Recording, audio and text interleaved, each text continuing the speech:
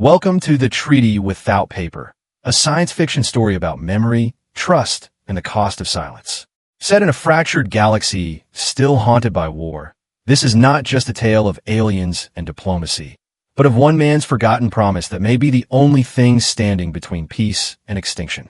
As you listen, let the echoes of past mistakes, buried truths, and fragile hope draw you deeper. Because sometimes the fate of entire worlds hinges not on weapons, but on a single word kept alive. Now take a breath and step into the silence where everything began. Quinn Meriden hadn't heard his own name spoken aloud in nearly 2 decades. He lived far from the major orbital lanes, on the wind-gnawed cliffs of Ulura's northern continent, where rust-colored skies stretched over frozen dunes and time forgot to count. Here, no one asked about the Earth Concord, the Cathel Dominion, or the Hollow Peace. Out here, silence was a mercy, and Quinn had come to rely on it. But the silence broke at 0400 hours, Terran Standard. The message arrived not through civilian comms, but an encrypted burst that lit up a dormant channel buried in his neural cortex, one that hadn't been triggered since the end of the war. His eyes snapped open before the first chime finished. 5 blinking glyphs pulsed behind his vision. Phalos Station, Level Omega. By order of Knapp. He knew before reading the final line. The last negotiator is summoned. His breath caught somewhere between disbelief and resignation. No titles, no pleasantries, just the cold machinery of obligation reigniting a role he had buried long ago, along with the lives it had cost. Quinn sat up slowly, the metallic frame of the sleep pod groaning under his weight. His bones protested like old friends reunited under grim circumstances. He reached for his coat, still marked with the Concord insignia, half faded from years of sunlight and salt, and stared at it for a long moment before pulling it on. As the shuttle descended through the shimmering atmosphere of the low station, Quinn reviewed the little data they'd given him. Nothing made sense. The war was over. The Cathel hadn't communicated in years. Why now? And why him? The airlock hissed open to a narrow corridor filled with sterile light and familiar unease. A young woman waited at the docking gate, tablet in hand, eyes sharp behind sleek lenses. "You're late," she said without looking up. "Technically, I'm 72 years early." "Who are you?" "Elin Dravik, Earth Concord's current liaison to the Neutral Accords panel," she replied. "You're not what I expected, and you're exactly what I feared," Quinn muttered. She handed him a sleek briefing slate. He didn't take it. "You'll be debriefed at Level 3. Until then, you're to refrain from speculation or contact with media." Quinn raised an eyebrow. "Media? You think they care about a washed-up negotiator?" "Not yet, but they will, especially once they hear what the Cathel are asking." He looked at her now, really looked. Behind the practiced efficiency, there was tension. Not the tension of political games, but of someone who'd seen something they couldn't unsee. "What did they say?" She hesitated, then spoke quietly. "They didn't request terms. They requested you. By name. And they said you owe them a promise." Quinn's heart skipped. A promise? He had made 100 during the war. Most of them broken. Some forgotten. But one he wasn't supposed to remember, scratched faintly at the edge of his thoughts. As they entered the high-clearance elevator toward Level 3, the lights above dimmed for a moment. And in that brief flicker, Quinn saw his reflection in the polished doors. A man not summoned for peace, but for reckoning. And something told him this was only the beginning. The conference chamber on the low station was nothing like Quinn remembered. Gone were the banners of interstellar unity, the ceremonial drapery that once softened the sterility of wartime diplomacy. What remained was glass, steel, and silence. The circular table stood like a wound stitched shut, but never healed, cold, clinical, and too quiet for a place that once decided the fate of galaxies. Quinn stood at its edge, staring at the single chair left vacant at the Terran quadrant. It bore no name, no title, just an indentation where a plaque had once rested, now removed. "Are you waiting for a sign? Or just soaking in the irony?" Elin Dravik's voice sliced through the silence as she stepped in behind him. "I was wondering," Quinn replied, "how many ghosts this room holds." "Enough," she said curtly, "but not as many as you." Quinn didn't flinch. He took his seat. It groaned under him, a sound too organic for a machine. Across the room, the Cathel delegation arrived. They moved with calculated grace, tall, blue-gray figures cloaked in bone-colored robes lined with metallic threads that pulsed faintly. At their head was Keeler Th. Varn, one of the few surviving emissaries from the old war. Quinn's breath caught. He recognized him. Older, scarred, but unmistakably the same Kathel warrior who had once sat across from him at the last negotiation. Keeler TH took his seat slowly, his forefingers pressing lightly onto the surface of the table, as if feeling for memory. Then, for a long moment, he stared straight at Quinn. No words. Not yet. The room settled into a kind of pressure, unspoken expectations hanging in the air like storm humidity. A chair shifted. A data pad blinked. No one broke the silence. Until Keeler TH spoke. "We did not come for peace," he said. His voice was deep and layered, each word carrying a resonance like it had passed through stone. Elin leaned forward. "Then why initiate contact with the Concord? Why demand this session under NAP authority?" Keeler TH ignored her. His eyes never left Quinn. "We came," he said, slowly, "because a man made a promise. Here, in this very chamber. A promise not written in treaties but in blood and memory." Quinn felt something ripple in his chest. A half-formed recollection, hazy and buried, began to stir. "I don't recall any such promise," he said quietly. "That," Keeler TH replied, "is why you are here." Then he stood. From beneath his robe, he placed a small, crystalline object onto the table. It glowed faintly, pulsing in rhythm with Quinn's own heartbeat. The oath sigil. And with it, the silent table was no longer silent. The oath sigil pulsed like a living thing, its crystalline veins flickering in tandem with some invisible rhythm only Keeler TH could hear. It cast a faint glow across the cold surface of the table, refracting against Quinn's fingers as he reached toward it, but stopped short of touching. "It's active," Elin whispered, as though afraid to disturb it. "But that's impossible. These artifacts were destroyed after the ceasefire." "They were hidden," Keeler TH corrected calmly. "Destroyed is a word your species uses when it wishes to forget." Quinn leaned back, eyes narrowed. "What is this supposed to prove?" Keeler TH folded his hands, almost reverently. "That memory does not decay with time.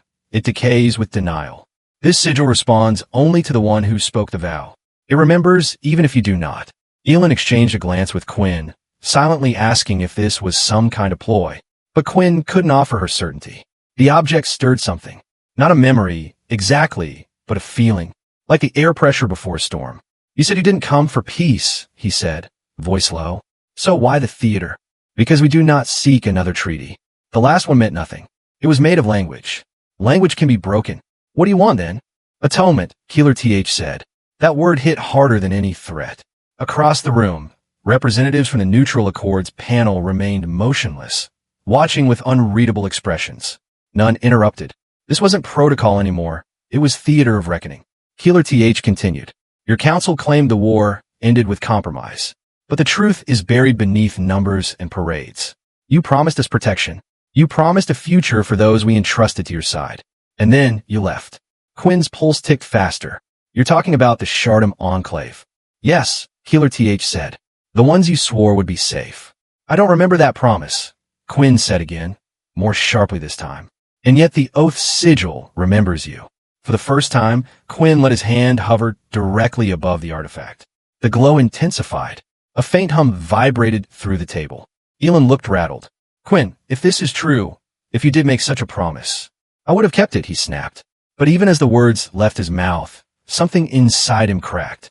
Because the truth was, he wasn't sure. Not anymore. Keeler TH rose, the sigil still pulsing at the table's center. "We have not come for your guilt, Quinn Meriden. We've come for what was promised. What was taken? What must be returned?" Quinn didn't respond. Couldn't. Because somewhere, deep beneath the surface of his fractured memory, the unspoken treaty had never stopped echoing. Later, alone in his assigned quarters aboard the low station, Quinn Meriden stared at the wall-mounted console, its soft ambient glow casting long shadows across the room. The light reminded him of the war, of medical bays after bombardments, when machines beeped softly while soldiers bled out underneath flickering ceilings. The oath sigil had shaken something loose. Not a memory, not yet, but a weight. The kind of heaviness only guilt could carve. He activated the console, bypassing civilian systems and digging into archived Concord records, the kind not meant to be opened again. His clearance code still worked, barely. Decades-old layers of bureaucracy peeled back, sluggish and stubborn, as if the system itself resisted remembering. And then it appeared, Project Shardam, Non-Combat Relocation Agreement. He hadn't heard that name in over 40 years. The file was heavily redacted, but Quinn recognized his own diplomatic login stamped on the bottom. The signature block was signed twice, once with digital verification, and once manually. His own fingerprint. Not stylus, not retinal scan. Just a bloody thumbprint, marked at the edge of the agreement in desperation. Quinn sat back, numb. The memory didn't come in full, but flashes did. Children huddled in shattered Cathel ruins. A transport bay with flickering hazard lights. His voice, hoarse and certain. I swear, on everything I am, you'll be safe. But they hadn't been. The records showed that Project Shardam had been terminated after resource conflicts. No press release. No inquiry. Just quietly erased. Forgotten. A betrayal buried beneath diplomacy.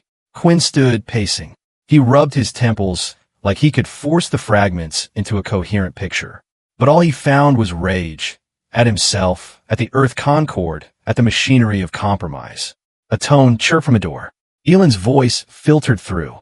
I know you're awake. He didn't answer. I ran your biometrics through the sigil's resonance pattern. It reacted with near-perfect alignment. Whatever this is, it's not a hoax. He opened the door. She looked exhausted, less like the sharp-tongued envoy from earlier, and more like someone staring down a truth she didn't want. They buried it, Quinn said, voice flat. They buried the entire thing. Elon nodded. I checked the MSI archives. Project Shardam was sealed under memory seal initiative protocols. Even you weren't supposed to remember. Well, I do now, he muttered. Outside the viewport, a fleet of Cathel diplomatic vessels hovered in orbital sync, eerily silent. You think they want war? She asked. Quinn didn't blink. No, they want justice. And deep down, he knew, justice never arrives politely. It arrives with memory and blood. The elevator to level Theta moved in silence, descending far below the diplomatic halls and observation decks of the low station. Elon stood beside Quinn, arms crossed, expression unreadable. Neither spoke. The hum of the descent filled the space between them like a tension neither wanted to name. When the doors opened, they stepped into a chamber that didn't exist on any official station schematic, a relic vault built during the war, sealed after. Inside waited a single glowing pedestal surrounded by security fields and neurostatic dampeners. On the pedestal sat a smooth, obsidian sphere, humming with an almost imperceptible vibration. Thin golden circuitry etched the surface, forming glyphs in a language even most humans had never seen. Virenai, Elon said softly. AI designation, witness class. One of the last non-networked memory cores. Entirely self-contained. Is it conscious? Quinn asked. Some believe so. It was built by the Concord in cooperation with Cathel xenologists, tasked with recording unauthorizable pacts. Agreements that weren't, she hesitated, meant to be written. Quinn stepped closer. Then it remembers. She nodded. But it'll only open to the one who made the vow. He exhaled, steadying his breath, and placed both hands on the sphere. The moment his skin met its surface, the lights dimmed. A pulse echoed through the room, low, like a heartbeat that wasn't his. Then a voice, calm, layered, and ancient, filled the chamber. Quinn Meriden. Entry confirmed. Vow registered. Sector Shardam. Article null. Statement. I offer myself as bond. No Cathel child shall be abandoned under my watch. The words landed like gunfire in a funeral. Quinn's hands trembled. He pulled away slowly, his face drained of color. I said that. Virenai's voice replied without emotion. You did. In presence of 3 Cathel elders and 12 orphan civilians. Your oath was bound to a neural key. Memory was sealed under Directive MSI-7. And then they erased it. No, Elon said, voice cracking. They erased you. Quinn looked up at the AI. So what now? Virenai pulsed gently. Fulfillment is overdue. Reparations pending. Outside, warning sirens began to hum through the lower decks. Something had shifted, and memory, it seemed, was no longer willing to stay buried. The room they gave him was quiet but not silent. The silence Quinn Meriden needed didn't exist on the low station. Not when echoes followed him everywhere. Echoes of promises, of half-remembered words, of a signature sealed in blood. He sat cross-legged on the floor, a deconstructed echo transceiver in pieces around him.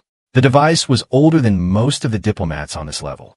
Forbidden, borderline illegal, off the record, just like the memories it unlocked. Elin Dravik stood nearby, arms folded, watching him work. You really think this thing will pull anything useful? She asked. It was designed to interface with lingua quantum protocols, Quinn muttered, adjusting a crystalline node. Before we got clever and started erasing things. He slid a thin fiber optic thread into his temple port and exhaled. The moment it synced, the lights dimmed slightly. The device hummed, a pitch that wavered between mechanical and organic. Data scrolled through the interface on the wall. Glyphs, patterns, fractals of fractured thought. Neural handshake complete, the transceiver chirped. Searching resonance markers. Quinn closed his eyes. Images surged forward. Not coherent memories, more like fragments caught in a storm. A conference room. A child clinging to his leg. A Cathel elder placing a hand on his shoulder. And words. Jumbled, stretched, overlapping. As if someone had dragged two languages through molten glass. Elin leaned in, reading the warped output. Is that a translation loop? He nodded. It's what happens when lingua quantum hits corruption. Somewhere in that moment, the translator didn't know how to define what I said. It couldn't categorize it. The screen stuttered. A burst of static. Then a line of text, almost hesitant, scrolled across. Speaker invokes bond of life clause. Equivalent phrasing. My existence is yours until safety is assured. Elin blinked. That's not diplomacy. That's a binding vow. Quinn felt cold all over. That's why they remember. Not because it was written down. Because I said it in a way the language couldn't file away as formal. And that's why it stuck, Elin whispered. It wasn't policy. It was personal. He disconnected the cable, the hum dying down like a heart that no longer had a beat to chase. It wasn't just what I said, he muttered. It's what I meant. The words hung in the room like residue. Behind them, the echo transceiver emitted a soft chime and then, unprompted, displayed one last glyph. One reserved for terminal entries in Cathel culture. Oath resonance confirmed. Quinn stared at it, numb. It didn't matter that he couldn't remember every detail. The truth was encoded deeper than memory. It lived in intention, and now it was awake. The descent to Shardam Enclave was not on any official route.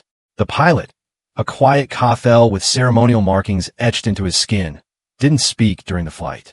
Elin sat beside Quinn in the narrow passenger bay, fidgeting with her tablet, but barely looking at it. They both knew this wasn't a diplomatic visit. This was a graveyard tour. From orbit, Shardam looked like a scar on the face of the moon it clung to. Gray fields stretched outward from the shattered remains of an old outpost. Once a sanctuary for war orphans, it had been abandoned after Project Shardam was terminated. But something remained. Something the Cathel never dismantled. When the shuttle landed, the doors hissed open into silence and ash. Quinn stepped out into thin, brittle air.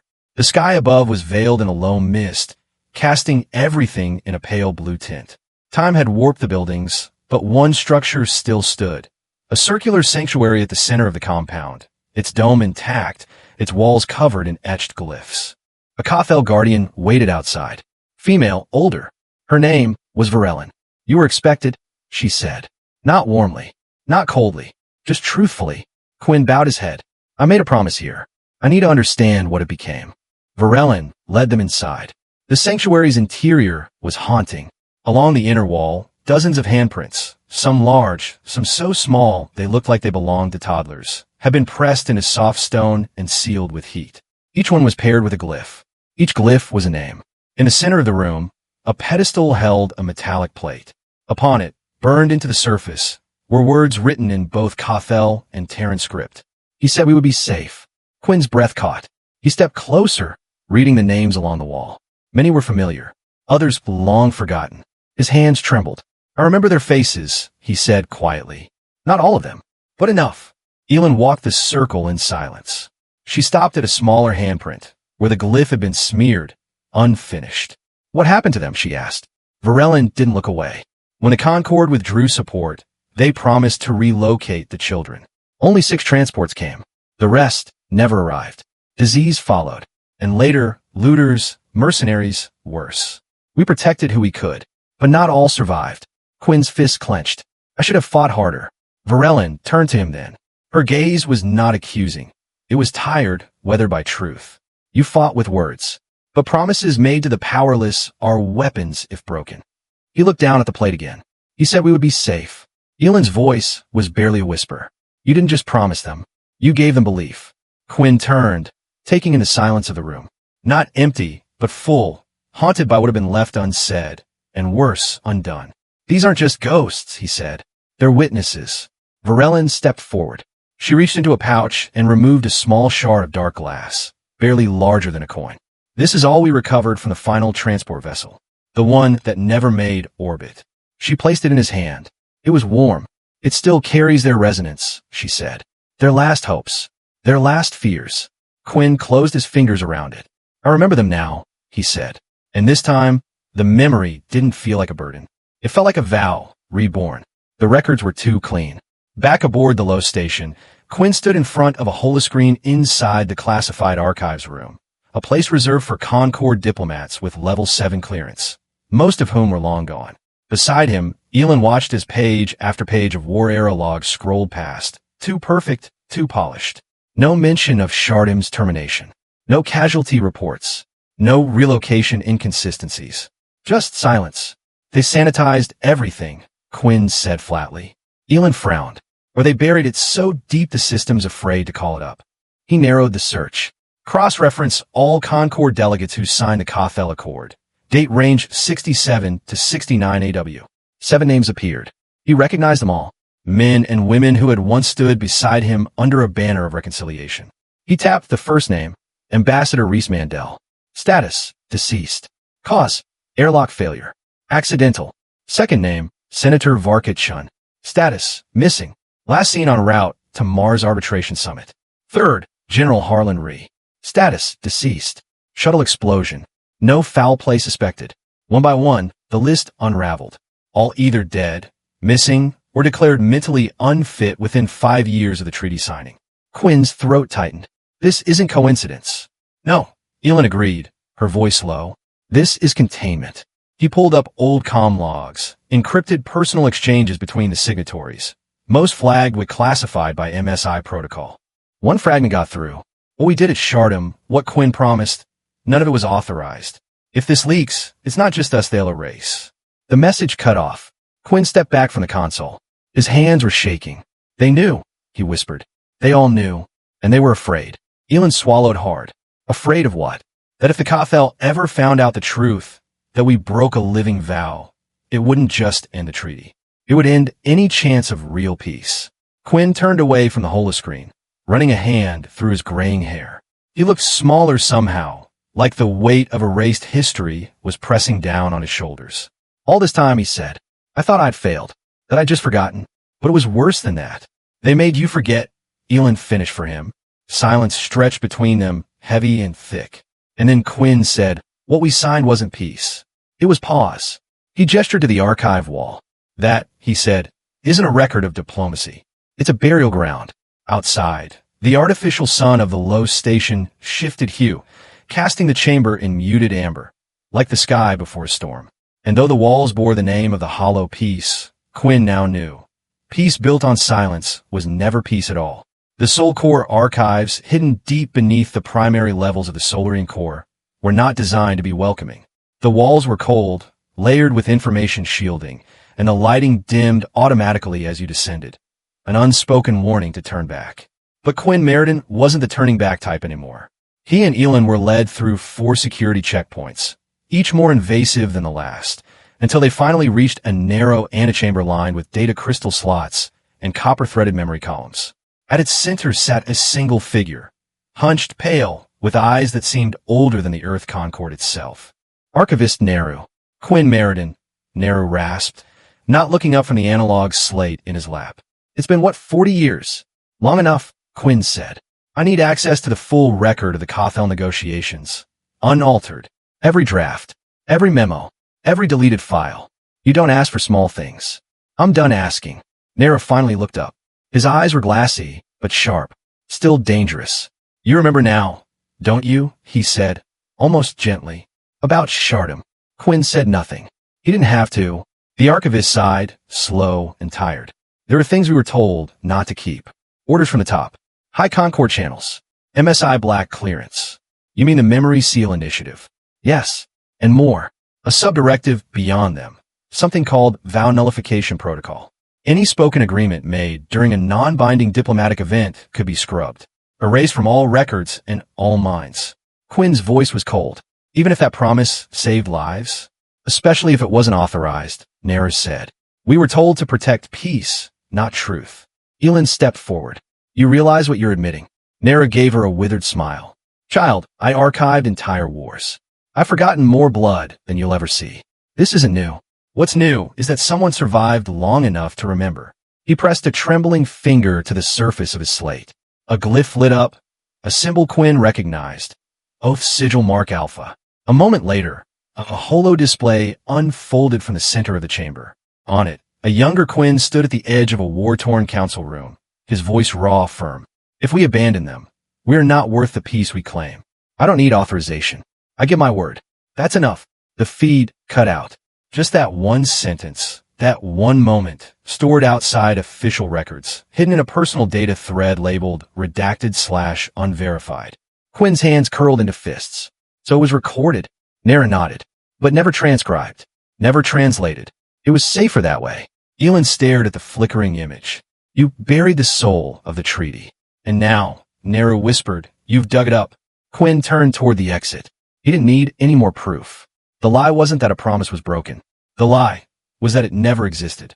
The chamber was lit only by the dim pulse of alien biolights, slow, rhythmic glows that bathed the space in a soft violet hue. Deep within the low station's restricted wing, Quinn and Elin stood before a sealed Kothel terminal, its surface alive with unreadable scripts and flowing organic circuits. They were not alone. Killer Th Varn waited beside them, motionless as stone. His presence carried the weight of judgment, not hostile, not forgiving, merely patient, like time itself. We recovered the voice archive from an abandoned outpost near Shardam, Killer Th said. It was encoded in your resonance pattern. The AI refused to reveal it, unless you were physically present. Quinn gave a slow nod. Then play it. Killer Th touched the panel. The room filled with static at first. Then a voice broke through, not the voice Quinn used now, aged and brittle, but younger, firmer, edged with conviction. You are not alone. I swear this to you. Not as a diplomat, not as a soldier, but as a man. No Kothel child under our care will be left behind. Not while I breathe. Silence followed. Elin blinked rapidly, swallowing hard. Even Killer Th's expression shifted, ever so slightly, as the echo of those words lingered. Quinn didn't move. He stood there, as if frozen in time, listening to a version of himself he barely recognized. That voice, his voice, had once carried certainty, purpose, faith, but reality had crushed it. I said that, he whispered, and then I let them bury it. No, Killer Th said, stepping forward. You did not bury it. Others did. You are here because the words refused to die. Quinn met his gaze. So what now? Killer Th gestured to the glowing terminal. You remember your promise. Now we will see if you will honor it. Quinn exhaled slowly. For the first time in decades, he felt something like clarity. Not peace, but direction. I meant every word I said back then, he murmured. And I'll mean them again now. Outside, a soft tremor ran through the station as diplomatic vessels repositioned themselves in formation. The galaxy was shifting once more, not through weapons, but through memory. And memory, Quinn finally understood, was a battlefield of its own. The summons from Solarian Core came less than an hour after the voice recording from Shardam went public. Quinn had expected noise, panic, maybe even outrage. What he hadn't expected was silence, sharp, deliberate, and enforced by protocol. No media response, no public address. Just a short, encrypted message from Counselor Theris with 6 words. Report immediately. Discretion is imperative. The Earth Concord's Capitol building was a monolith of mirrored steel embedded into the crust of the Pacifican Ridge. It hadn't changed much since Quinn had last walked its halls. Same sterile corridors, same soft hum of oversight. But the warmth was gone. No greetings, no handshakes. Just eyes behind tinted visors, watching. He was led into a secure chamber. No windows, for figures waited for him at a crescent table, each wearing the navy and gold lapel of High Concord Command. Counselor Theris sat in the center, posture tight, fingers steepled. Quinn Meriden, Theris began, voice like frozen glass. Do you have any idea what you've done? Quinn didn't sit. I exposed the truth. You jeopardized every diplomatic channel we've spent decades building. No, Quinn said calmly. You did that when you lied to the Kothel. Ferris's jaw clenched. They're not seeking peace. They're seeking leverage. Your words, your promise, has now become a liability. Quinn stepped closer to the table. A promise I made. Not under Concord order. Not in secret. In front of children who trusted me. And you buried it. We neutralized a variable, Ferris snapped. For the greater good. Whose good? Quinn asked, low and bitter. Certainly not theirs. And definitely not ours. Another counselor spoke, this one older. You're to stand down from the negotiation panel. Effective immediately. Quinn's breath caught. You're pulling me? You're compromising national stability, Ferris said. We're reassigning the diplomatic helm to Elin Dravik. She has the council's full confidence. For a brief second, the room tilted. Not physically, but ideologically. They weren't punishing him for failure. They were removing him for remembering. So that's it, Quinn said. You're throwing a match on a powder keg because you'd rather save face than save lives. The Cathel will either submit to updated terms, Ferris replied, or negotiations end. Permanently. There it was. Not diplomacy. Not justice. Ultimatum. Quinn looked around the room. These are not the people he had bled for, argued beside, or once trusted. These were bureaucrats managing optics, and he was no longer useful. He turned without asking to be dismissed. As the heavy doors closed behind him, Ferris's voice called out, not angry, but flat. This is your last official involvement. If you proceed independently, you will be considered a rogue element. Quinn didn't reply. He simply walked. But something had crystallized inside him. He'd fought wars for flags, negotiated for treaties, and compromised for peace. But now he understood. Honor couldn't be voted on, and the price of keeping it might be everything. The bench near the Low Station's upper arboretum was one of the few quiet places left. Artificial trees lined the ceiling with bioluminescent leaves, their soft blue glow casting wavering shadows on the floor. Quinn sat there alone, elbows on his knees, watching the world spin by outside the viewport. He'd been dismissed, cast aside. But the weight on his shoulders wasn't from the council's betrayal. It was the echo of children's names carved in a stone and the hum of a vow he had once believed would outlive him. Mr. Meriden? The voice startled him, not because it was loud, but because it carried something he hadn't heard in a long time. Recognition. He turned. She was young, mid-20s, maybe, wavy dark hair tied back in a loose knot. Her clothes were simple, civilian, but her posture had the poise of someone who had grown up watching soldiers from behind fences. Her eyes were amber, not Cathel, but not fully Terran either. I'm sorry, Quinn said. Do I know you? She nodded, hesitant. You knew my father. His name was Captain Deeren Raven. Quinn froze. He hadn't heard that name in decades. Deeren had been one of the transport officers for the Shardim evac routes. A quiet, loyal man who had volunteered for one of the final, unsanctioned extractions. He didn't make it off-world, she continued. His ship was the one destroyed during the breach at Orbital Lock. Quinn swallowed. I remember. He wasn't supposed to be flying that day. He wasn't cleared. He wasn't cleared, she said softly. Because you personally rerouted him. You gave him the manifest with the final batch of children. The words hit like a breath he hadn't taken in years. And you are? Lisa Raven. I was one of those children. The room blurred for a moment. Not from age, not from fatigue, but from the past colliding into the present like a gravity wave. She sat beside him, carefully, pulling something from her coat. I came here with this. It was a fragment of a data crystal, cracked but pulsing with soft green light. My father encoded his last entry into this. It was buried in a storage drone recovered from the crash field. I only recently had it decrypted. She handed it to him. His hands shook as he held it. Why bring it to me? Because in the recording, he said your name. And because he believed in the promise you made. She looked at him now, not like a girl who had lost a father, but like a woman who had spent her life living with the aftermath of a lie. I want to know if it was real, she said. Not the treaty. The promise. Quinn stared at the crystal. It was old, unstable, and flickering, but the truth inside it, if it played, would either absolve him or shatter him completely. I don't know, he said at last. But I'm ready to remember. Lisa didn't smile. She just sat with him.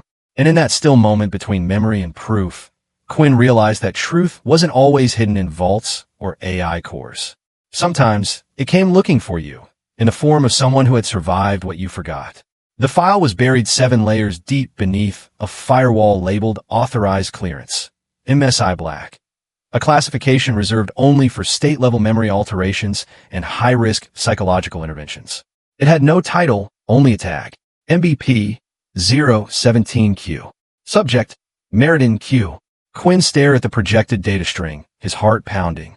He and Elin Dravik stood alone inside a secure data vault on the low station, courtesy of one of Elin's back-channel Concord contacts, someone who had just enough clearance and just enough guilt to leak a shadow record. The protocol logs began to unspool. Timestamps, biometric readings, and neural pulse suppressions dated exactly 41 hours after the Shardam Accord was unofficially reached. Memory burn protocol, Elin said, almost breathless. They wiped your recall using chemical-laced resonance spikes. That's why you couldn't remember the oath. It wasn't trauma, it was engineered suppression. Quinn's jaw tightened. They didn't want the Cathel to hold us accountable. No, Elin said, voice bitter. They didn't want you to hold them accountable. The document detailed how the Memory Seal Initiative, operating under direction from High Concord authorities, had initiated the burn after realizing that Quinn's vow could be interpreted as binding under lingua quantum law. Because I spoke it in resonance phrasing, Quinn muttered. They panicked. One part of the file caught his eye. Subject exhibited resistance. Required sedation. Claimed, it was my life, not theirs, I offered. He closed his eyes. They took it anyway. Behind them, the data vault dimmed slightly, signaling external power load fluctuation, probably the station diverting power to the diplomatic tiers. But Quinn barely noticed. His world had already tilted. They turned my own vow into classified material, he said. Weaponized forgetting. Elin didn't speak. She couldn't. There were no clever remarks left. Just the sharp sting of realization that the institution they served had traded honor for optics. I wonder how many others were burned, he said quietly. Too many, Elin finally answered. And probably none with witnesses. Quinn tapped the crystal Lisa had given him, now synced to his side console. His own voice played back, young, raw, determined. I offer myself as bond. Not to Concord. Not to the Council. But to them. The children. If we walk away now, we're not diplomats. We're cowards. He looked at Elin. I'm in it. Every word. She nodded. I believe you. A pause. Then she added, do you still? He didn't answer immediately. Instead, he turned to the terminal and copied the entire MBP 017Q file into a personal key shard, encrypting it with a quantum signature tied to his biological code. Where are you going? Elin asked. To stop being quiet. The door to the vault hissed open. Quinn, if you leak this, they'll mark you as a defector. Then let them. His voice was calm. Not angry, not defiant. Just sure. I'm done letting other people edit my truth. He slipped the shard into his jacket pocket and stepped into the corridor, where the light was harsh and artificial and real. For the first time in decades, the memory wasn't gone. It was fire, and Quinn Meriden no longer feared being burned. Quinn returned to the diplomatic chamber on the low station, not through official clearance, but escorted by a silent Cathel envoy who made no effort to stop him. Word of the memory burn had not yet reached the council, or if it had, no one dared acknowledge it. Inside the chamber, Elin Dravik was already seated at the central table, flanked by Earth Concord aides and flank screens running silent simulations of projected military outcomes. Across from her, Keeler Th. Varn stood in stillness, his four-fingered hands clasped behind his back. He watched as Elin activated a proposal slate. Let's be direct, she said, voice sharp, calculated. The Concord is willing to renegotiate resource lines and security zones, but only if the Cathel retract formal demands related to any non-documented vows. Quinn stepped into the room. The moment hung. Elin froze, her expression flickering, surprise, irritation, something else buried beneath. You're not authorized to be here, she said tightly. No, Quinn replied. But I'm not here for them. He walked to the table, standing between the sides, not behind either. I came to speak where the truth was buried. Elin's jaw tightened. I've read the logs. I've seen your oath. But a civilization can't be built on sentiment. We need structure, leverage, position. That's not negotiation, Quinn said. That's dominance. We can't afford weakness, not after what we gave up in the last war. Then maybe we didn't win peace, Quinn said quietly. Maybe we just delayed vengeance. Keeler Th. watched in silence. Elin rose from her chair. I respect you, Quinn. But your time passed when the ink dried on that forgotten treaty. We live in a world of calculations now, not promises. Promises, Quinn said, are the only reason we're still talking. Without them, this station would already be burning. She stepped forward, inches from him. You're clinging to ghosts. And ghosts don't make policy. No, he said. but sometimes they remind the living what it means to be human. The silence that followed was electric. Then Keeler TH finally spoke. "Your council fears weakness," he said, addressing Elin. "But we do not fear memory. We came here for it." Quinn turned to her softly. "Elin, this isn't just about tactics. It's about legacy. If you negotiate from fear, you'll inherit a future built on it." She hesitated, just long enough for doubt to register behind her eyes. But she said nothing. Quinn didn't expect her to. Not yet. He simply stepped back, no longer trying to lead, but no longer willing to vanish. Because the fight wasn't for control anymore. It was for meaning. The moment came not in a grand speech or dramatic confrontation, but in a whisper tucked inside a forgotten data packet from a Kothel border relay station. Virenai, the AI archivist, found it. The encrypted burst had been looping in a decayed comms buffer for over 40 years, bypassed by every Concord security sweep. It was old, fragmented, buried deep inside a routine sensor ping.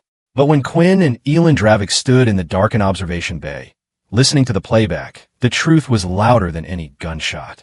"This is Commander Selm of the Terran Forward Division. Kothel transport ship Valnari is compliant, carrying unarmed civilians from Shardim. Orders unclear. Repeat, orders unclear. Do we fire?" A pause, then a second voice.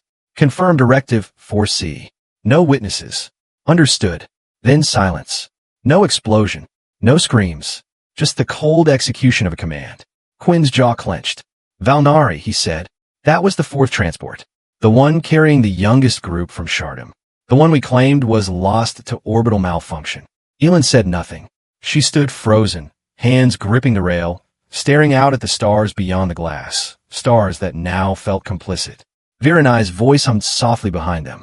"This fragment confirms strategic violation of agreed-upon relocation terms under the Hollow Peace Accord. According to Kothel doctrine, this constitutes the first betrayal." Quinn stepped back from the terminal. "We broke the covenant. Not them." Elin turned to him. "They always claimed neutrality was shattered without cause. We call it paranoia, overreaction. We erased their dead," Quinn said bitterly, "and blamed them for remembering." The weight of it settled into the room like gravity had thickened. It wasn't just about a broken promise anymore. It was about how a lie had become policy, how truth had been rewritten, and history re-engineered to paint Loai Nu Oi as the victim, when they had pulled the trigger first. Elin's voice, when it returned, was hollow. "If this goes public, the council collapses. Then let it," Quinn said. "If what we built rests on murder and omission, it deserves to fall." She looked at him now, not as an adversary, not even as a colleague, but as someone who had just stepped through a doorway they couldn't return from. "What do we do?" she asked. Quinn didn't hesitate. "We tell the Kothel. All of it." Outside the station, Kothel vessels shimmered quietly in their holding pattern. For years, they had waited with quiet fury, seeking justice where diplomacy offered none. And now, the truth they had clung to in silence was rising, finally spoken by the very species that had once denied it. The air inside the Grand Accord Hall of the Low Station was thick, not just with diplomacy, but with dread. Representatives from both the Earth Concord and Kothel Dominion sat around the Obsidian negotiation ring, flanked by members of the Neutral Accords panel. Holographic translation glyphs shimmered overhead, rendering every word into mutual understanding. And still no one spoke. All eyes were on the center, where Quinn Meriden stood, not as a delegate, but as a witness of memory, of betrayal, of a promise nearly lost to history. "Will you acknowledge the violation?" asked Keeler Th Varn, his voice deep, unwavering. Before Quinn could respond, the room trembled. It wasn't subtle. The lights flickered once, twice, then a low boom echoed through the substructure. One of the Kothel advisors jerked to their feet. Human guards reached for sidearms. Alarms remained silent, but a vibration coursed up through the floor like something large had just impacted a lower level. Then, without warning, a section of the ceiling above the east wall cracked open in a spray of sparks and shrapnel. A concussive blast followed, localized but loud enough to disorient the room. Fire licked the walls briefly before the suppression field kicked in with a harsh humph. Smoke curled through the air like a snake looking for something to accuse. Chaos erupted. Kothel guards moved to shield their delegates. Earth Concord security encircled Counselor Theris, who had been rushed in moments before. Screams erupted from aides and observers. Quinn instinctively covered Lisa Raven, pulling her behind a fallen table panel. Across the room, Elin Dravik drew her weapon but didn't fire. And above all the confusion, one thing became clear. The blast had originated from inside the station, within the chamber itself. Internal breach. Virenai's voice echoed through emergency speakers. Origin, Sector 4M. No registered Cathel or Terran assets authorized in that quadrant. It's a false flag, Elin said sharply. Someone staged this. Keeler TH turned, his expression unreadable, but his eyes were flame. So this is how you answer truth? With deception? No, Quinn shouted over the noise. This wasn't us. The Covenant Blade, a ceremonial Cathel artifact displayed at the edge of the room, had been knocked free in the blast. It now lay on the floor, blade cracked, flickering dimly. A symbol of peace fractured before the whole delegation. A diplomatic aide tried to run. A Concord guard tackled him. Cathel war drones, previously docked outside, activated mid-orbit and began repositioning. The station had minutes before posturing turned to panic. Quinn stood amid smoke and confusion, his voice hoarse but steady. Stop. This is what someone wants, to fracture this moment. To erase what we just started to remember. No one moved. Not yet. But suspicion had already entered the room like poison gas. Silent, invisible, and devastating. Keeler TH raised his hand, halting his warriors. You have one chance, Terran, he said. Prove this wasn't your doing, or this chamber burns for real. And just like that, the room that had once held a fragile hope became something else. A fuse lit, and waiting. The med bay was quiet. Quinn lay on the diagnostics cradle, neural interface pads circling his scalp like a crown of thin light. His body ached, not from the blast itself, but from a flood of something far more violent. Memory. The echo transceiver, reactivated and pulsing beside him, streamed data directly into his cortex. Its ancient resonance architecture bypassed his conscious mind, pushing patterns back into place. Not data, not images, but meaning. What had been fragmented for decades now returned like water, breaching a cracked dam. Flashes came first. The sound of children crying inside a Cathel transport bay. Quinn crouching beside a young girl, promising they'd be home soon. A Cathel elder grasping his hand during the final vow. You speak not only for Earth, but for hope. Then the weight. Not just the words he'd spoken, but the knowledge of what they meant. My life for theirs. No Cathel child left behind. It hadn't been metaphor. It had been a binding vow, spoken in full resonance, under the old lingua quantum tongue. A language older than strategy, older than law, a language that remembered. Elin stood nearby, arms crossed, lips tight. She'd stayed silent as the transceiver worked, letting Quinn absorb the full force of what had been taken from him. When his eyes finally opened, they were wet. I wasn't just a diplomat, he murmured. I was the promise itself. Elin stepped forward. You remember all of it? He nodded. And the weight. He met her gaze. It's crushing. Outside the medbay walls, the low station rumbled under shifting diplomatic standoff. The Cathel had withdrawn into secured positions. The Earth Concord had locked down their quarter. The Neutral Accords panel had gone silent. Neutrality didn't hold when neither side believed in it. You waited too long, Elin said softly. I know. She hesitated, then added, they think we staged the attack. We didn't, but you know that doesn't matter. He swung his legs off the cradle, slowly standing. The transceiver beeped once, finalizing the memory lock. He felt lighter and heavier all at once. The oath sigil responded to my DNA, my voice, but this, he tapped his temple. This was the key. Without it, the Cathel never would have accepted my presence again. Will they now? He didn't answer immediately. Instead, he reached for the shard that Lisa Raven had given him, the one carrying her father's final message. He pressed it to the transceiver's input port. A new recording played. Captain Darren Raven's voice. If you're hearing this, Quinn, then maybe there's still time to make it right. You gave your word. That was enough for me. I hope one day it's enough for them too. The message cut out. Silence returned. Quinn looked at Elin. I have to go back. Elin nodded. Not as a delegate. No, as the man who made the promise. And in that moment, he realized the tragedy wasn't that his memory had returned so late. It was that others had died while waiting for it. The chamber had been repaired, at least physically. Glass was swept, beams reinforced, lighting restored to neutral warmth. But the tension, raw and unfinished, hung in the air like plasma before a storm. Representatives reassembled in tighter formations. Security presence doubled. No one sat relaxed. Killer Varn stood silently at the Kothel side of the table, arms folded behind his back, eyes locked on the center of the room where a new projection now hovered, an active oath sigil, pulsing in open resonance. It had not done that since the war, and now it pulsed in the presence of one man. Quinn Meriden stepped forward alone. He wore no Earth Concord insignia, no diplomatic uniform, just a plain jacket and a shard from Lisa's father tucked into his chest pocket. He didn't speak immediately, but the sigil responded to his presence nonetheless. Glowing brighter, humming louder, Keeler finally broke the silence. "You have remembered." "I have," Quinn said. "And I know now what I said, what it meant."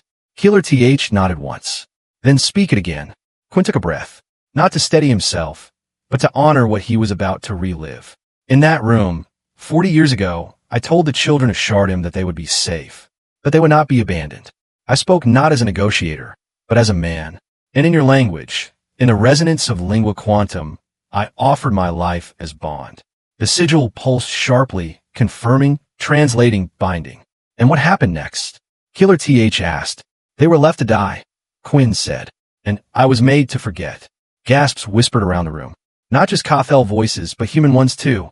"I cannot undo what was done," he continued. "But I can stop pretending that words don't matter." Elin stood nearby, arms crossed, no longer defensive, simply listening. "The Concord treated the vow like a liability," Quinn said. "They tried to erase it, to bury it beneath treaties and protocol. But to the Kothel, and to those children, it wasn't just a sentence." Keeler voice rose, deep and resonant. "It was the first promise, and I broke it." "No," Keeler said. "You remembered it." A moment passed.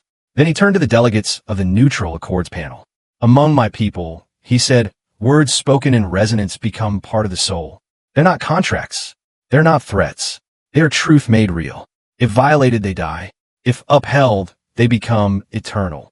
He gestured to the sigil, still responding to Quinn. This man's vow was not written in ink. It was not signed under orders, but it was heard. And to us, that is more binding than any Concord charter. Silence fell again. Then a voice from the Terran delegation, Counselor Theris, reluctantly standing, spoke with measured caution. "If you demand reparations, we are prepared to re-examine terms." Keeler raised a hand. "We do not ask for reparations," he said. "We ask for meaning." He turned to Quinn. "And we found it in the word you remembered." The glow of the sigil shifted. Slowly, it floated forward and settled in midair above the negotiation ring. A symbol reborn, not as an artifact, but as a reminder. Quinn didn't smile. He simply bowed his head, because now he understood. All the diplomacy, all the structure, all the politics, they were scaffolding. But the word? The word was the foundation. The oath sigil hovered midair, casting soft concentric waves of light across the chamber floor. Its hum was steady now, like a heartbeat no longer racing but waiting, expectant. Quinn Meriden stood beneath it, gaze fixed not on any one delegate, but on the empty center of the chamber, the space between nations, between languages, between past and present. "I can't offer reparations," he said, voice calm. "I don't carry the weight of governments. And I don't speak for Concord anymore." He looked toward the Kothel delegates, then to Keeler Varn, who remained silent, but unmoving. "But I do carry something else," Quinn continued. "I carry the debt of a promise. One made not with strategy, but with soul." He stepped forward, just one step. But in a room like this, under the weight of history and betrayal, that step was thunder. "I came here to serve as a negotiator," he said. "I leave that title behind." Another step, this time toward the Kothel side of the chamber. The Concord representatives stirred. A murmur rippled through the human aides. Counselor Theris looked as though someone had slapped him without contact. Elin Dravik, standing off to the side, said nothing. Her face was unreadable, but she didn't stop him. "I offer myself, not as an emissary," Quinn said, "but as a bridge. If this vow is to mean anything again, let begin with me." Keeler stepped forward. "You understand what you're doing?" he asked. "I do," Quinn said. "I'm not asking for amnesty, not asking for absolution. I'm asking for the right to honor what I failed to uphold." A Kothel warrior stepped from the delegation, tall, armored in ceremonial weave. In his hands was the Covenant blade, recently repaired, its fracture mended with resonance alloy. He held it out, not as a weapon, but as a right. Quinn looked at it, then knelt. The blade was lowered, not to strike, but to touch his shoulder, light, symbolic. A gesture once used in Cathel history to designate those who bore burden without command. A silent vow keeper. When Quinn rose again, the sigil shifted. Its pulse slowed, stabilized. Around them, the chamber changed, not in form but in tone. The air felt breathable again, less like a battleground and more like what it was supposed to be, a place where memory could live without fear. Healer TH turned to the neutral accords panel. We accept this act of meaning. Let the record show that a vow once broken has been rejoined through action, not apology. Quinn exhaled. He wasn't relieved. He was responsible. And that finally felt right. Elin approached him after the room began to empty. You realize what you just did? She asked quietly. Yes, he said. You handed them more than peace. You handed them faith. He looked at her. Then let's hope they hold it better than we did. No declarations were signed that day. No new accords ratified. But sometimes history turns not on documents, but on a single step. And Quinn Meriden had taken his. The next morning, the chamber was quiet. No lights blazed. No diplomats filed in. No security checks buzzed with urgency. Just the hush of recalibration, of a station exhaling after holding its breath too long. But one thing remained. The chair. Not just any seat, but the one at the Terran side of the negotiation ring. It stood unoccupied, though the room had seen no official resignations, no decrees of removal. The nameplate that once read Quinn Meriden, Senior Envoy, had been carefully detached. In its place, a single item. The Covenant blade, laid across the armrest, its edge dulled and peaceful, its surface etched now with both Cathel and Terran glyphs. Two languages, speaking one truth. No one should be left behind. Elin Dravik stood at the threshold, arms crossed, watching as Keeler Tivarn approached the chair and paused. He didn't sit. He didn't touch the blade. He just looked at it. He's really gone, Elin said. Keeler TH nodded slowly. He understood the weight of a word. That makes him rare. No ceremony, no speech. Just walked out after the meeting and didn't look back. He didn't need to, Keeler TH replied. He said what mattered. They stood in silence for a moment, the kind that wasn't empty, but full of echo. What will you tell your people? Elin finally asked. That we were heard, Keeler TH said. At last. And what should I tell mine? Keeler TH turned, his gaze steady. That words without action are wind. But one man's vow nearly started a war. And one man's step ended it. Elin gave a faint smile, one that didn't quite reach her eyes. When Keeler TH departed, Elin approached the chair. She didn't sit. Instead, she reached out and touched the hilt of the blade. The metal was cool, solid, unyielding. And beneath it, she noticed something etched into the seat cushions underside, barely visible under the fold of leather. Not forgotten. No signature, but none was needed. She straightened, squared her shoulders, and stepped away, leaving the chair empty, just as Quinn had. Not abandoned, but waiting. And across the chamber, the oath sigil still pulsed softly, no longer in warning, but in witness. The chamber inside the low station had changed. Gone were the tactical displays, the digital projections of fleets and resource maps. Now, in their place, a single beacon pulsed at the center of the room, soft, rhythmic, and unmistakably biological. It was the oath sigil, recovered from the Echo Vault, newly encoded to reflect a pledge not of conquest, but of intent. Counselor Theris stood with arms crossed, face tight with suspicion. Around him, delegates from the Earth Concord, the Cathel Dominion, and the Neutral Accords panel sat in a hesitant semicircle. None of them spoke. Then Elin Dravik stepped forward, not as a subordinate, not as the hardened negotiator she'd once been, but as someone changed by what she had witnessed. Her voice broke the silence, low and even. We can no longer anchor our agreements to leverage. Not after what we've uncovered. This station, this chamber, once held a war waiting to happen.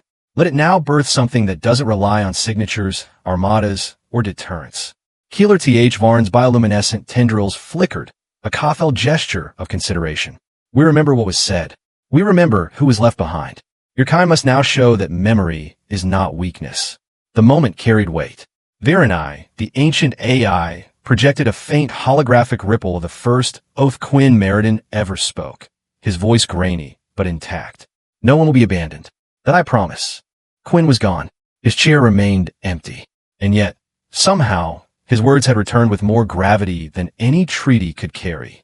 Elin continued, I propose an accord built not on power, but on shared accountability. A protocol where no word is lost, where memory, true, unedited, and whole, is the currency of trust. The NAP delegate, a silvery-skinned Vihari named Senu, leaned forward. You want a living treaty, not one on paper, not one that can be redacted or ignored. Yes, Elin replied. We use the echo transceivers. Every negotiation is recorded, biometrically keyed, emotionally tagged. Each side must feel the history, not just read it. Every decision made echoes. Counselor Theris scowled. And if someone lies? If someone manipulates the archive? Virenai's voice pulsed through the room, layered with both synthetic and organic tones. Then the covenant unravels, and so does the trust. But unlike text, this cannot be burned. It lives inside us all. A beat passed. A quiet shift moved through the chamber, like the stir of gravity changing course. Lisa Raven, seated in the back, lifted her gaze. Let's begin here, then. A treaty without ink, but not without cost. No vote was cast. No signatures drawn. But one by one, the delegates stood, not in unison but in acknowledgement. A nod, a step forward, a silence that meant yes. As the beacon at the center dimmed to a soft glow, the chamber felt different again. Not resolved, not finished, but altered. The kind of quiet that follows a promise. The walls of the echo vault hummed with ancient resonance, layered whispers of every oath ever spoken inside its core. But today a new frequency pulsed, a voice long silenced, awakened through the interface of memory and machine. Quinn Merriden's voice, not a mere recording. Virenai had reconstructed it from neural echoes, biometric trace imprints, and the subtle inflections left in old negotiation files. The result was haunting, alive. I speak not for power, the voice began, echoing through the Solarian core where representatives had now gathered. But for continuity, we are not the same species, but we could be the same story. Counselor Theris sat in silence, fingers steepled beneath his chin. He had fought this, resisted it. But now, with the projection of Quinn's reconstructed mind speaking with clarity, even he couldn't deny its weight. The voice continued, now integrated into a ceremonial exchange protocol. Every time a treaty was discussed between Earth Concord and any non-human power, Quinn's words would serve as the opening calibration. His tone, emotional inflection, and biological cues would establish the baseline for sincerity, monitored in real time. They called it the Meriden sequence. Elin Dravik stood beside the hologram, her presence steady. From now on, she said to the gathered factions, negotiations begin not with suspicion, but with remembrance. Quinn Meriden's essence is now interwoven into every diplomatic sequence. Virenai confirmed, its tone almost reverent. No future agreement may proceed unless both parties pass the resonance threshold. If Quinn's memory doesn't recognize sincerity, the process halts. It was unprecedented, a legacy not encoded in monuments or medals, but in protocols of conscience. Some had doubts, some always would, but as the Meriden sequence played once more, his voice neither preaching nor pleading, simply human, something shifted. And for the first time in a long time, both humans and Cathel listened. The sands of Shardim shimmered beneath the dual suns, casting long shadows from a structure newly built in the heart of the Enclave, a monument unlike any the Cathel had ever constructed. It bore no weapons, no names of battle, no sigils of victory, just a figure, human in form, cloaked not in armor, but in stillness. One hand extended, not in dominance but offering. Quinn Meriden. Cathel children stood around the base, quiet, holding strands of memory glass that pulsed with ancestral resonance. Elders spoke in hushed tones, recounting the story of a man who had no obligation to care, but chose to promise anyway. They remembered the recordings. The translations of Quinn's voice filtered through lingua quantum and emotion mapping interfaces. But this memorial wasn't about syntax or syntax fidelity. It was about presence. We do not carve this for the dead, said Elder Jarlith, her voice steady deep. We carve this for the forgotten, and for the forgiveness they tried to give. No human officials attended, not out of disrespect, but because the Cathel had asked for this remembrance to be theirs alone. It was a sacred act of acknowledgement, forged not from alliance, but from truth. A rare moment in galactic history when a monument was not erected by the victors, but by those who remembered what could have been lost. And as wind danced around the polished stone, and the suns dipped lower into the crimson horizon, a single phrase, etched in both languages, caught the light. No one should be left behind. Not a command. A memory. There were no signatures, no seals, no broadcast to the galaxy declaring triumph. In the great chamber of the Low Station, the delegates of the Earth Concord and the Kothel Dominion sat in silence. The air was thick with unspoken truths, the remnants of broken trusts, and a memory that refused to die. Counselor Theris shifted uncomfortably. Elin Dravik sat stone-faced beside her, the weight of Quinn's final act still burning in her thoughts. Across from them, Keeler Varn stood not with defiance, but with a quiet, measured calm. No official motion was made.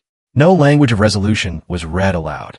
But something passed between them, acknowledgement not in words, but in gaze and breath, in the absence of hostility. Then, without a cue, both sides rose. The Kothel lowered their weapons. The Earth delegates powered down their comm relays. Virenai's ancient voice echoed softly into the chamber, replaying Quinn's last broadcast, his voice full of weariness and hope. Peace doesn't begin with a document. It begins with trust. That was enough. The Neutral Accords panel did not declare an agreement because there was no need. The act of remaining at the table, after everything, was itself the treaty. No one clapped. No one cheered. But no one walked away either. And so, in a station adrift between stars and species, history recorded what it could not officially name. A treaty without paper.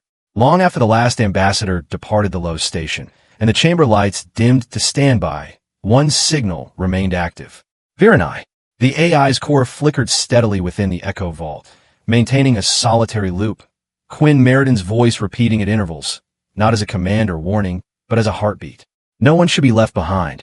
It played in Kothel homes now, in Earthside academies, in the background of neutral spaceports. Not forced, not legislated, just remembered. The oath's sigil, once dormant, now pulsed faintly in those who had touched the memory. Children born after the war traced its symbol onto walls with their fingertips, not knowing its origin, only that it felt important. Elin Dravik stood alone in the chamber where it had all begun. She didn't speak, didn't need to. Her eyes, once sharp with skepticism, now softened by something deeper, understanding perhaps, or humility. Above her, etched on the archway where the ceiling met the stars, the inscription glowed in both human standard and Kothel glyph. Peace does not begin with treaties. It begins with a promise spoken, remembered, kept. Across the galaxy, the war was not forgotten, but neither was the moment one man stood still when others ran. And somewhere in the quiet corridors of the future, that promise walked beside those brave enough to speak it again. And so the story ends, not with ink or signatures, but with a promise that refused to fade. In a galaxy fractured by fear and pride, it was a single voice, remembered, echoed, and carried forward, that lit the path to peace. Maybe that's the lesson we carry with us now. That true agreements live not on paper, but in what we choose to remember and what we refuse to break. Thank you for listening to The Treaty Without Paper. If this story moved you, inspired you, or simply gave you something to think about, please consider giving it a like, sharing it with others who love science fiction, and subscribing for more stories just like this. Until next time, may your words hold weight and your promises echo across the stars.